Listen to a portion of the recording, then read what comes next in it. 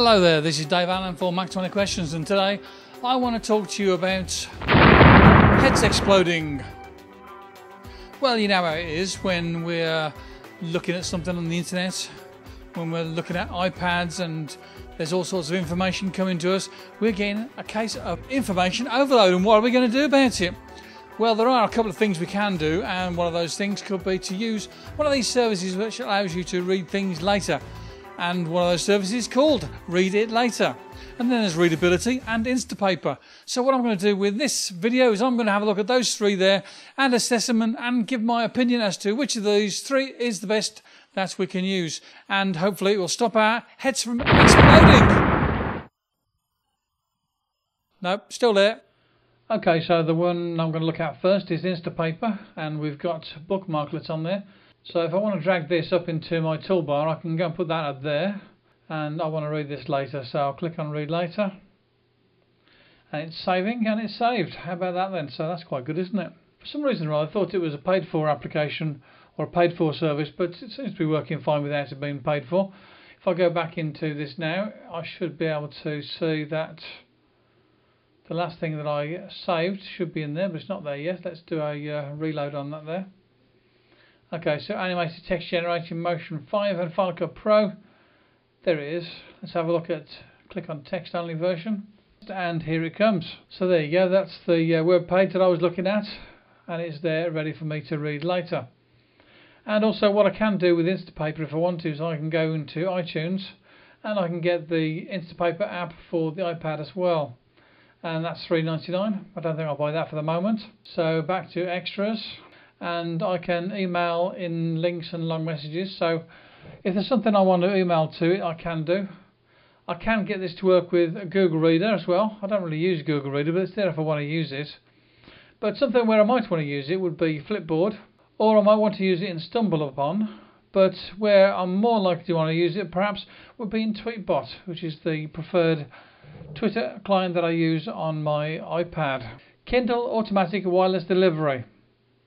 So it looks like I can use this to send things from Instapaper to go to a Kindle app on my iPad. That could be quite useful. And occasions I use a NetUseWire, that can go in there as well. So I've got a few different things there that allows me to get things that I want to save either on the iPad, iPhone, or out of my web browser, be it Chrome or be it other things. What I should really do is I should change that to say Instapaper. So I know that's where it's going to go if I want to Instapaper something so I can read it later. Okay, so here we are in Read It Later, and it works pretty similar to the way that Instapaper works. You've got a way to get at stuff that you've saved or decide that you want to read later. So if I want to put this one into Read It Later, extension in Chrome, I can click on that and it will let me read it later.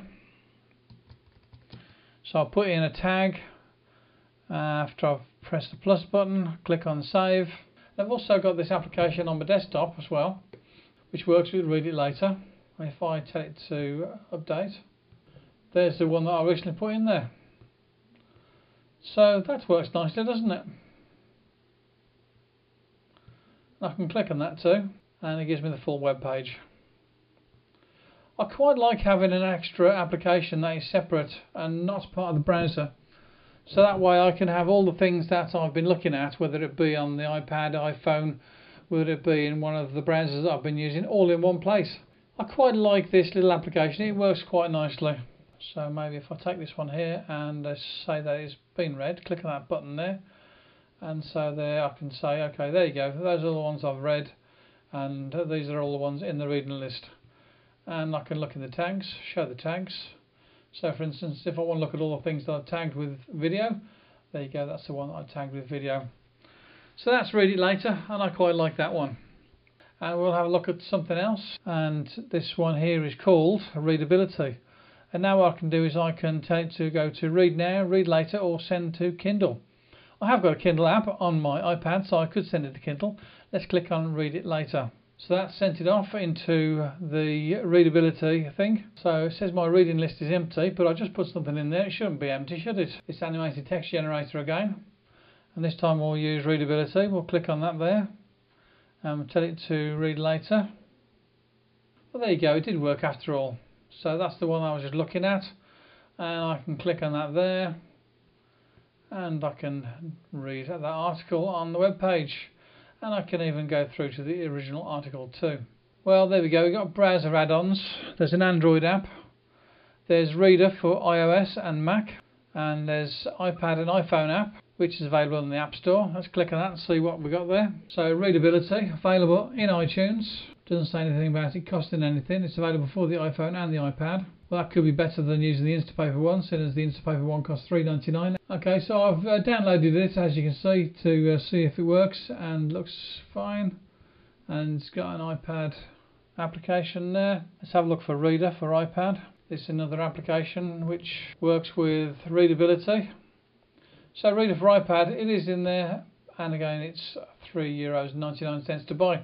Well, that's a free one, that is, so that's alright, isn't it? I've downloaded it, so it should be on my iPad already. Okay, so we've got a free one there, so if I want to have a look at the free stuff, and if I want to buy a paid for version, then it's only €2.39. Well, I suppose it all depends on where you want to do your reading later. Well, after looking at those three applications, I'm going to come down on the side of Read It Later, although I do like the others as well. Instapaper is good because it has all the facilities in there that I would like to have, but I don't really want to spend $3.99 to buy the app for the iPad. I like the fact that Read It Later gives me an application that I can use on the desktop, and that didn't cost me anything either. And also there are free versions available on the iPad too.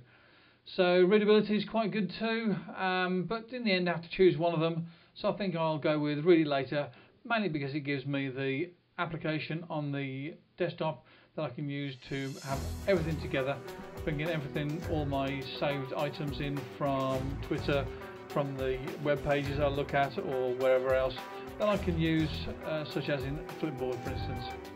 So there you go, you have to make your choice somewhere along the line, and I'm going to go with Read It Later.